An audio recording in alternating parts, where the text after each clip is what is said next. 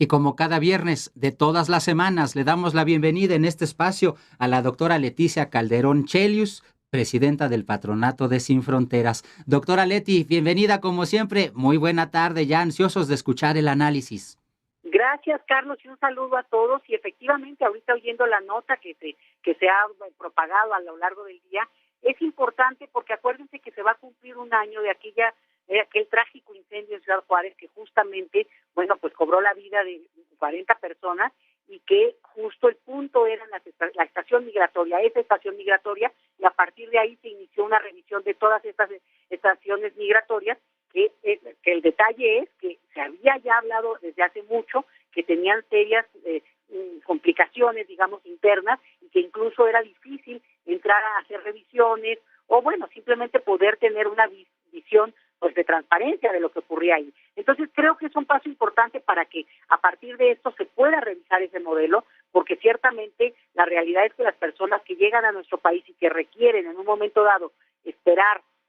porque la autoridad lo requiere, bueno, pues al final de cuentas lo que tenemos es que no pueden estar en una situación de como si estuvieran detenidos, como si fuera cárcel, porque no tienen ninguna criminalidad sobre sí.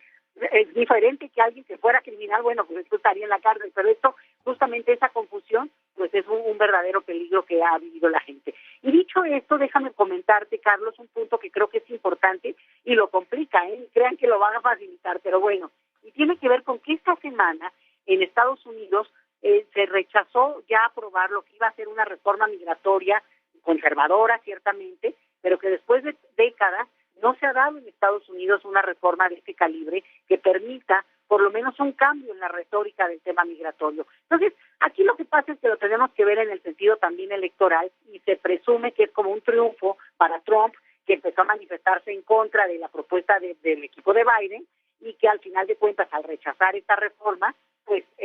por eso se considera un triunfo para Trump. Pero el detalle está en que al final de cuentas, pues mantiene la frontera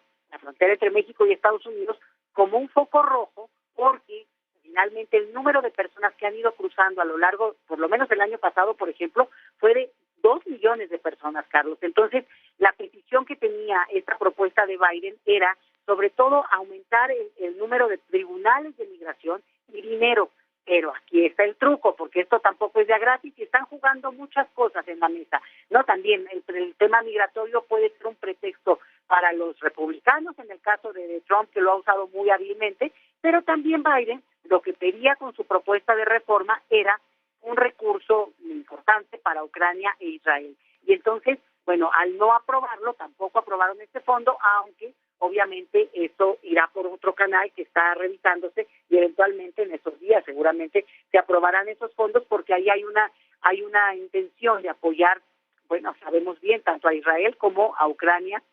en los momentos bélicos que están viviendo. Pero aprovecho y de una vez le sumamos, porque López Obrador, el presidente de México, pues reaccionó a esta situación, habló también de la importancia de que se haga una reforma migratoria que también permita que se regularicen aquellos mexicanos, él habló expresamente de mexicanos, pero incluiría a cualquiera,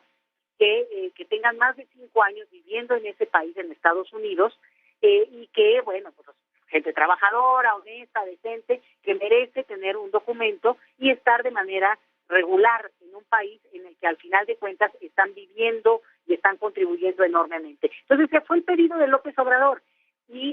ahora sí que aprovechando el viaje de lo que dijo el presidente, pues entre la comunidad que trabaja y que acompaña los temas migratorios en México, Carlos, pues le tomamos la palabra, pero para el lado mexicano. Y que creemos que una regularización migratoria en nuestro país, no de 5 años, 2 años, ¿no? Porque al final de cuentas el flujo migratorio en México más visible es mucho más reciente. Entonces, que cualquiera que tiene más de 2 años viviendo en el país y por alguna razón su trámite migratorio perdió vigencia o no ha podido hacerlo por la cuestión económica, que eso es muy, muy común, Carlos, porque parece que para algunos es poco de repente pagar 1,000, 2,000 pesos, pero para otros es imposible y menos multiplicado por el número de familiares. Pero entonces, lo que tú tienes es un universo de personas en el país, México, que no están regulares por diferentes razones, la vigencia del documento, decía yo, o el pago, ¿no? Lo que sea. Y entonces, ¿por qué no lanzar y dar el ejemplo, darle el ejemplo a los estadounidenses de una regulación migratoria amplia, generosa, y que no busque necesariamente ser tributaria, es decir, ganar dinero, porque eso nos quitaría muchísimos problemas en el sentido de tener a la gente no solo documentada, sino miembro de la comunidad, porque estamos aquí compartiendo un territorio que se nos prestó en esta vida, Carlos. Entonces, aprovechando la situación de Estados Unidos, que hay una situación electoral importante, también en México se puede avanzar en este tema en cosas que parecen pequeñitas, pero no te imaginas lo enorme y lo que contribuiría a este tema, en el tema migratorio, en nuestro territorio. Definitivamente, doctora Leti. Pues muchos todavía no olvidamos que en algún momento el propio presidente Andrés Manuel López Obrador, al principio de este sexenio, antes de comenzarlo y en los primeros días, decía: pues los brazos, las puertas están abiertas, aquí va a haber mucho trabajo, pueden entrar a trabajar al Tren Maya, pueden entrar a trabajar a la refinería Dos Bocas. Lamentablemente, pues Donald Trump